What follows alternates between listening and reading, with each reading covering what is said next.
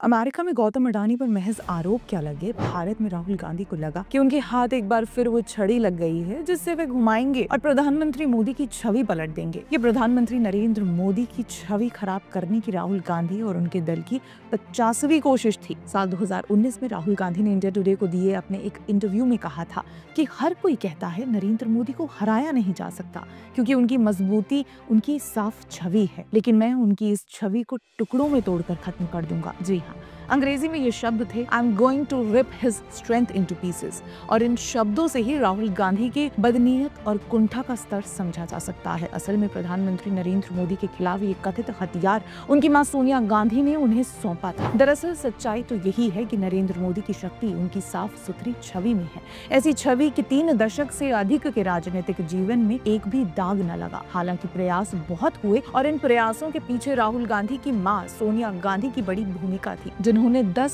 साल remote control से सरकार चलाई। यूपीए सरकार थी, सोनिया गांधी सुपर पीएम थी, तो पूरा जोर लगा दिया गया कि कुछ भी करके गुजरात दंगों का धब्बा नरेंद्र मोदी पर लग जाए। कई जांच आयोग बने, न जाने कितने मुकदमे किए गए, मोदी से 10-10 घंटे पूछताछ की गई, लेकिन देश की सर्वोच्च अदालत ने उन्हें क्लीन चिट दी और इस पूरे षड्यंत्र से वे और अधिक मजबूत और बेदाग होकर बाहर निकले। आतंकवादी सोहराबुद्दीन के एनकाउंटर को फर्जी बताने का प्रयास किया गया। पहले अमित शाह को निशाना बनाया गया, फिर उनके सहारे पीएम मोदी को लेकर यहाँ भी सोनिया गांधी के हाथ कुछ न आया। साल 2014 में मोदी प्रधानमंत्री बने तो उनकी छवि बिगाड़ने का जिम्मा राहुल गांधी के सर आया। 2019 लोकसभा चुनाव से पहले राहुल गांधी राफेल डील का मुद्दा लेकर आए। हर भाषण में चिल्ला चिल्ला कर बताते थे कि इसमें भ्रष्टाचार हुआ है। यहाँ तक कि उन्होंने एक बार कह दिया था कि सुप्रीम कोर्ट भी मानता है चौकीदार चोर है। उसके बाद सुप्रीम कोर्ट ने राहुल गांधी को बुलाया और राहुल गांधी ने लिखित में माफी मांगी। हुआ कुछ नहीं। पीएम मोदी पहले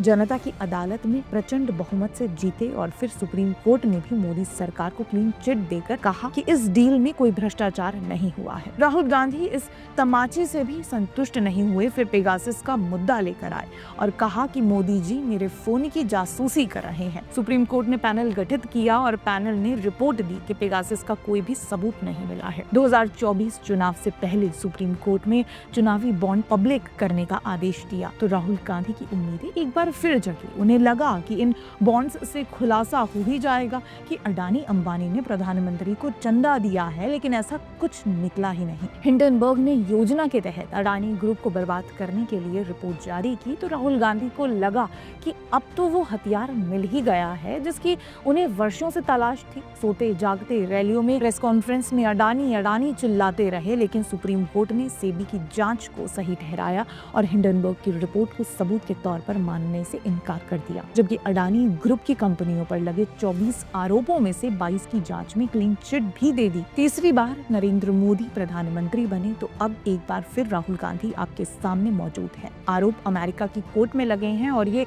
महज अभी आरोप है। और सबसे बड़ी बात ये कि आरोप जिन राज्य सरकारों पर लगे हैं उनमें से कहीं भी भाजपा की सरकार नहीं है, लेकिन राहुल गांधी को तथ्यों से कोई मतलब ही नहीं है क्योंकि उनका तो कहना ही था, I am going to rip his strength into pieces.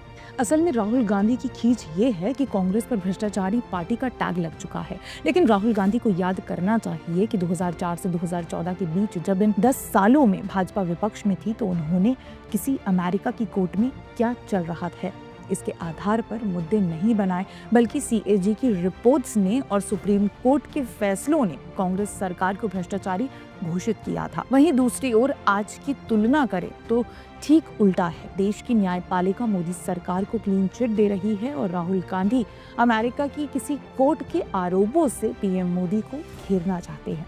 Rahul Gandhi को सिर्फ एक बात याद रखनी चाहिए कि वो उस प्रधानमंत्री की छवि को उस जनता के बीच कभी खत्म नहीं कर पाएंगे जो उसी जनता के बीच से मेहनत कर आया है। मणिशंकर अय्यर और राहुल गांधी में सिर्फ एक फर्क ये है कि मणिशंकर ने अपनी कुंठा मीडिया के सामने जाहिर कर दी थी कि एक चाय वाला कैसे प्रधानमंत्री बन सकता है, और राहुल गांधी उस कुंठा को मन में बसाकर चल रहे हैं। राहुल गांधी को ये कुंठा ऐसे ही लेकर चलनी पड़ेगी क्योंकि फिलहाल तो प्रधानमंत्री मोदी कहीं नहीं जा रहे हैं। आप बस बने रहें द पैम्फलेट के साथ। धन्यवाद।